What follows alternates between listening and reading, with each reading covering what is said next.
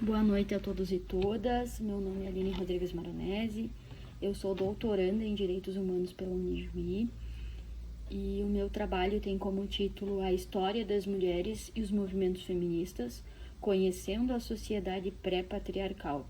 Esse estudo tem como objetivo, então, principal, estudar sobre os movimentos feministas, mas, sobretudo, aprender sobre essa sociedade que antecede o patriarcado, né? Essa sociedade pré-patriarcal.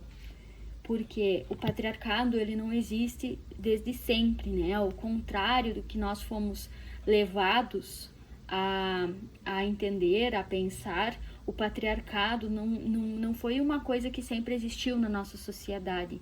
Não. Lá nos primórdios da humanidade se tem notícias de que a sociedade ela era uma sociedade baseada na matrilinearidade. Tá? O que significa isso? Significa dizer que não era uma sociedade nem matriarcal e nem patriarcal. Por quê? Porque o patriarcado ele pressupõe, né, a prevalência do homem sobre a mulher. E o matriarcado ele vai pressupor a prevalência da mulher, então, sobre o homem. E nessa sociedade não era assim que funcionava. Era uma sociedade que era baseada na cooperação e na parceria. Muitos autores, como a Riane Eisler, por exemplo, vai falar que a sociedade era uma sociedade baseada na cooperação e na parceria.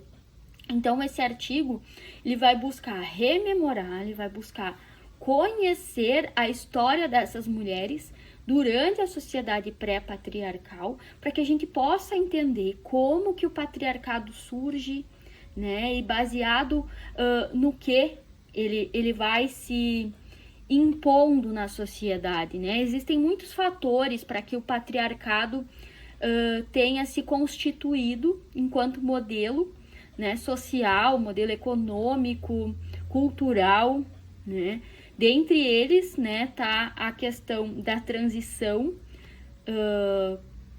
econômica, né, do feudalismo para o capitalismo, tanto que essa relação entre patriarcado e capitalismo, ela é uma relação muito próxima, né? Um se alimenta do outro, né? E a gente vai buscar então compreender essa relação, né, no artigo. Vai buscar também compreender a importância dos movimentos feministas, porque os movimentos feministas, eles também vão ser responsáveis por resgatar a nossa história, resgatar essa história das mulheres que foi perdida. Por quê? Porque a versão que se tem notícias da história das mulheres é uma versão tida como universal. Só que essa versão universal é uma versão contada pelos homens. Não é uma versão contada por mulheres sobre a sua própria história. Não, são homens, né, contando a história de homens, onde se diz que essa versão contempla a história das mulheres. E a gente vai desconstruir essa narrativa, vendo que não, que essa história tida como universal, como versão única, não é verdadeira. As mulheres foram esquecidas, as mulheres foram tidas como coadjuvantes da sua própria história, né? E o artigo vai buscar justamente resgatar isso e analisar todas essas questões através de uma perspectiva feminista, de uma versão contada por mulheres da história das mulheres. Então, através disso, então, a gente vai estudar sobre os movimentos feministas, a importância dos movimentos feministas nessa ressignificação dessa história. Para isso, a gente vai utilizar obras e autoras muito importantes, né? Tanto nessa narrativa sobre os movimentos feministas, como a narrativa referente a essa história que antecede o patriarcado, né? Dentre elas, como eu já falei, está a Riane Eisler, que é uma das minhas autoras base, né? Eu trabalho bastante com ela no artigo. Também trago a Rosângela Angelim, que também vai trabalhar nesse aspecto sobre o resgate dessa história das mulheres. Trago também com relação ao patriarcado, né? Buscar entender o que é o patriarcado, como ele surge, de que maneira ele se reproduz e se reinventa, né? Dentre as autoras sobre o patriarcado, eu vou trazer a autora Zafiotti. Ela trabalha muito essa questão do patriarcado e a relação do patriarcado com a violência, né? Também trago novamente a Rosângela Angelim, que também vai trabalhar essa questão do patriarcado, né? Também trago sobre os movimentos feministas. Eu vou trazer autores como Giddens, né? Ele vai trabalhar sobre essa questão dos movimentos feministas, como o Torrene também, né? Quando ele trabalha essa questão dos atores sociais. Então, quando as mulheres elas se unem para reivindicar as pautas das mulheres, elas estão se tornando atrizes sociais, atrizes e senhoras da sua própria história. Isso muito nessa perspectiva do Torrene.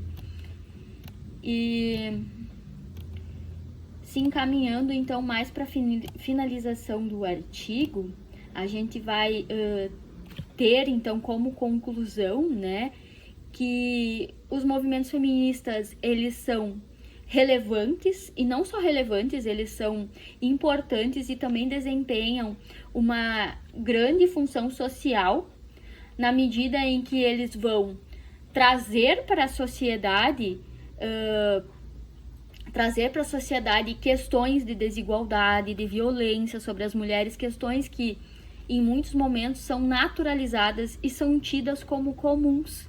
E a gente vai perceber através do estudo, né, quando a gente traz essa questão dos movimentos feministas, que isso se naturalizou, mas que isso não foi sempre assim, que isso não é normal, né? Isso é uma construção cultural também, essa relação das mulheres com os homens, essa questão da dominação, da submissão das mulheres perante os homens, essa questão de objetificar a mulher. Então, isso é uma construção cultural que vai se dar de muitas formas, tanto no aspecto religioso, no aspecto familiar. A gente vai sendo ensinado a desempenhar certos papéis tidos como os papéis destinados aos homens e os papéis destinados às mulheres. Então, isso também é uma construção social, isso também é uma construção cultural, e os movimentos feministas, eles vão surgir justamente para denunciar tudo isso, e não só isso, buscando também essa ressignificação da história das mulheres.